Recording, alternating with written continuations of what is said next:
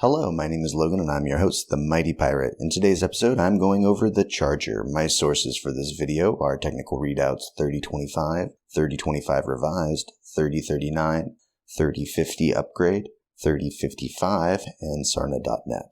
The Charger is a unique design built by Wells Technology in 2665. The mech was designed to be heavily armored and fast. The cost of these benefits were massive, as it only left room for 5 small lasers as its main and only armament, and the stock 10 heat sinks. Engineers claimed that this laughable weapons loadout was designed to keep the Charger pilots out of harm's way, as anything larger than a light vehicle can outgun a Charger. Despite what one would think, there are still hundreds of the original line still in service some 500 years later, though it would see frontline duty only due to its size and incredible ease of maintenance due to the generic equipment it uses. A humble 10 tons of armor protects the mech, and versus infantry and light vehicles this is admirable, but against large caliber weapons, a Charger pilot is best advised to use the 400 rated engine and run away. Pilots have long since teased lone Charger of running away from urban mechs and Panthers, but a large internal structure tends to keep the mech in one piece as it flees from combat.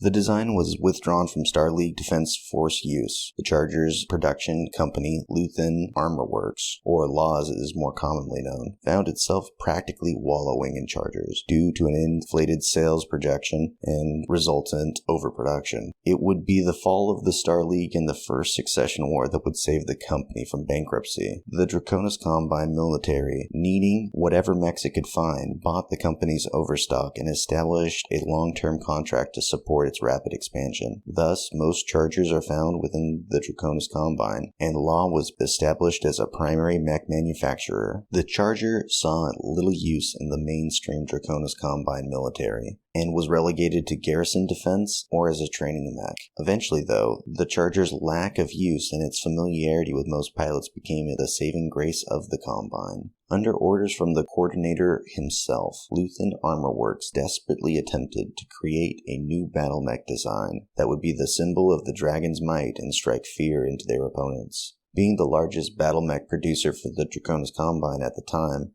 they used their resources to have a run of Comstar Thug battle mechs redirected to their primary facility in the 3030s. Using this invaluable data, they set to develop a new assault mech by utilizing the Charger's chassis and assembly line. Thus, rather than starting a completely new line, LAW cut manufacturing time in half by undertaking this massive modification program. This greatly accelerated the Combine's reconstruction after the horrendous damage of the Fourth Succession War. A side benefit from the Crash Hanamoto program was the experience engineers gained with LAW's Star League technology. Rather than commit to converting all of their Chargers to the newer Hanamotos, LAW saw an opportunity and proceeded to rework the Charger series with the rediscovered technology. LAW unveiled a revamped Charger just as the clan invasion hit the periphery worlds in 3049. The mech utilized some of the most sophisticated systems the Combine had developed, including ferrofibrous armor and pulse lasers. Encouraged by the Draconis Combine's reception of these versions, several more variants were unveiled over the next 15 years. Because it remained true to its revamped design as a close-in brawler, the Charger was widely accepted by mech warriors and finally became a common sight in many of the Combine's premier units. By 3068, every regular Combine unit contained at least one of these post-3050 Charger variants. Around 3060, the Sapphire Sunset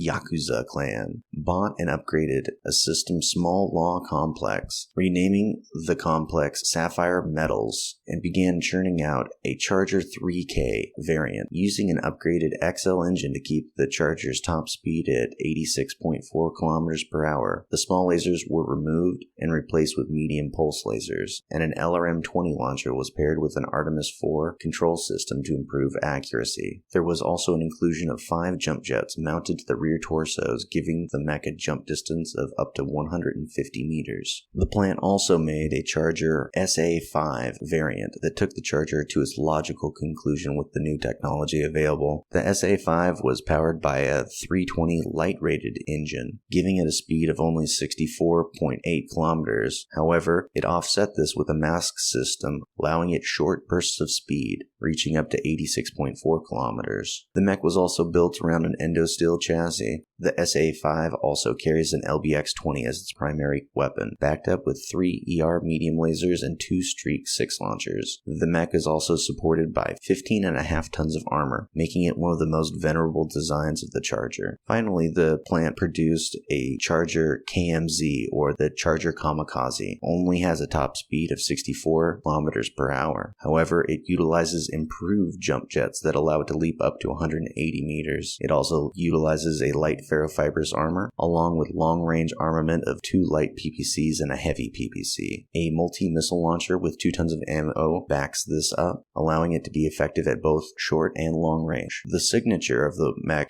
and probably its most distinguishing feature, it carries a melee weapon in the shape of a wakizashi. At the beginning of 3072, 3 nuclear warheads were detonated inside the primary Law Omni-Mech facility, destroying it completely. The EMP and radioactive fallout rippled throughout the other Law facilities adjacent, inflicting massive damage. The Law Corporation's main tower collapsed as a result of this strike. While many believe that this was the word of Blake at work, the actual perpetrators were members of the Black Dragon Society, who detonated the nuclear devices built in the heart of the facility as a final failsafe to ensure that the invading forces would never capture the plant intact. Most of the Law facilities on Luthen and Dairon were destroyed by the word of Blake in the aftermath. Most of the resources that would have gone to the former Law factories has since been redirected into new companies. In fact, the amount of time and effort required to rebuild these facilities would absorb massive amounts of capital. As a result of this, as of 3079, the Dragon had no plans to rebuild these facilities, ending the corporation that brought military might to the Draconis Combine and hopes to their people. That will conclude my video on the Charger. Thanks so much for watching. I hope to see you on the battlefield.